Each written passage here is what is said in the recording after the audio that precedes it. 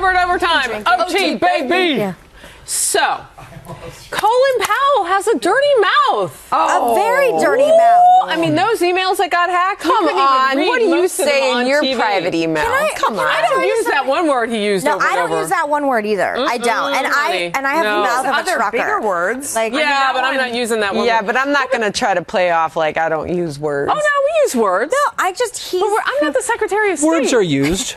When I Words think are of, used. I don't think of Colin Powell using specific words to describe Hillary Clinton in a gossipy way like a 13-year-old girl. I like him so much better now.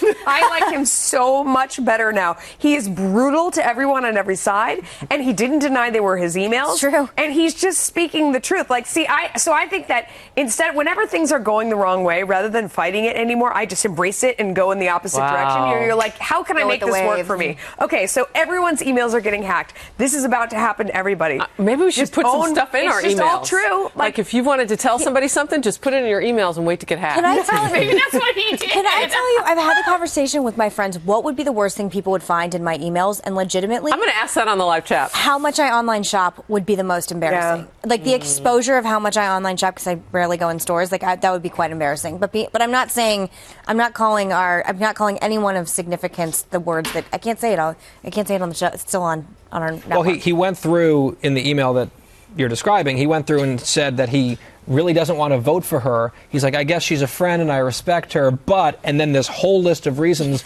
like, power hungry, deceitful, all this stuff, and then makes a comment about Bill's ongoing behavior that may not be very nice surprising to some people, involving his personal life and private goings on. And he spells that out in a very vivid way. Yeah, that's true. I mean, that is an interesting question. What would you be embarrassed about that's in your emails? Like, if you really sit there and think about it. I'm sure there's stuff. Of course. Well, life out of context is always politically deadly, Yeah, right? I that's mean, true. if you have to start explaining something, you're in trouble already. But by the way, on these Powell emails, another one that I just saw come across, I think the Daily Caller is reporting it, one of these Democratic mega donors that Powell was in touch with emailed him talking about how Sheldon Whitehouse, who is a Democratic senator from Rhode Island, he said in 2015 that he had just recently done an event with Hillary and she could barely climb the steps of the podium to get up onto the stage to give her remarks. How far back was this? That was last year. That was last year. And that's a Democratic senator saying that. So what was that about? Yeah. When she was a year younger, was she unwell at that time too?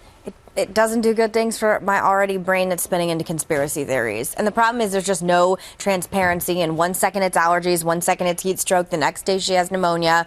What's going to happen next? I don't believe any of it anymore. No, I don't believe any of it. I mean, they could release medical records from here to eternity, and I would not believe them because they're just so dishonest. And I'm not even sure I would believe Trump's records either. I think both people are running for president, and they're going to do whatever they can. And I don't think, I feel like everybody would release limited records that benefit what they're saying, and that the proof is in the pudding. If we hadn't seen that video of her collapsing, this would continue to be that conspiracy theory, and the videos that are out there would be suppressed as doctor. About that, I mean, we know that we had reporting on the air at the time, right? But we didn't have the visual. We had our Rick Leventhal who was reporting that the kind of the complicating factor, and even he was saying it in the reporting, was we're going by what they're telling us. And I can tell you from the NBC pool note, which I read aloud on the air on Sunday because I couldn't believe it, they said in italics, we've never seen anything like this. We have been held in a media pinned-in area at the 911 ceremony for 90 minutes waiting to figure out, was she taken to a hospital? Where was she taken? They were like cattle. They were held in a pen. The Democratic nominee like the for people. the White House. Okay, and they don't know where she is. So, I mean, without the video, we wouldn't have that optic or the confirmation, perhaps, that was independent confirmation, which is what journalists want. Because they were doubting Rick's reporting. Right. And so they were doubting everybody. They were pretending like, oh, this is silly, it's Fox News, but he absolutely nailed it. And then there was video that proved it was true. Can I, as a reporter, that had to be hard to do. There is a tweet storm going on Hillary Clinton's email account, or Twitter account right now. Really? It was led off with, in light of a recent report on the Trump organization's dangerous ties, here are 20 questions that Trump needs to answer now. Oh, good luck. And then an individual tweet starting out 1 question, 2 question, and another tweet. This has all happened in the last 42 minutes. And there's about 22 tweets that have gone out asking specific questions. Donald Trump asking her questions? No, she's Hillary asking Clinton's him Twitter questions. account. She's desperately trying to change the conversation. The first question is, will you sever ties with your company linked to foreign leaders, questionable organizations, and criminals if you become president? That's the first question, and it goes on. See, and okay, I'm sure, and I'll say this, I bet you some of those questions that she's asking are legitimate questions that he should answer, but this is classic diversionary tactics. Last night I was on Megyn's show, and I was debating a Hillary Clinton supporter, and we were talking about the lack of transparency in this whole health issue. And every time a point was made, the Hillary supporter kept coming back saying, oh, yeah, but Donald Trump X, Y, or Z. And it's like, fine, he should release all of his stuff. I agree with that. Okay, but this is a question about Hillary Clinton. Yeah. And it's like what they constantly go back to. It's like, oh, well, let's ignore the Hillary problems, but Trump. Constantly. And this is not subtle. 20 tweets or more from Hillary Clinton demanding questions on all this stuff. And the goal is to get the media to bite and change the whole narrative, right? How worried are they at this point? They're panicked. In Vegas, she dropped 14 points on a likelihood of actually becoming president, which I go on that Vegas looks like panic on. to me. This Twitter account looks like panic. But it's a basket of deplorables and then the video. And I think, again, like, no disrespect to reporting. Obviously, I have a great respect for reporters everywhere. But the average American who sees a minute on TMZ of Hillary Clinton fainting and looking like Bernie at Weekend and Bernie's, that's a lot more powerful than any reporting anywhere. No, that is what she looked like. I'm standing by my descriptions of this, by the way. No matter how politically incorrect it is. The whole thing with deplorables, I think, and I said this a couple different times. I said it with Brett Baer the other night, too, so I'm kind of repeating myself. But I hope the Trump campaign's paying attention. That is a useful quote from Hillary to use to fire up the Trump base, turn out Republican voters, and raise money from the Republican grassroots.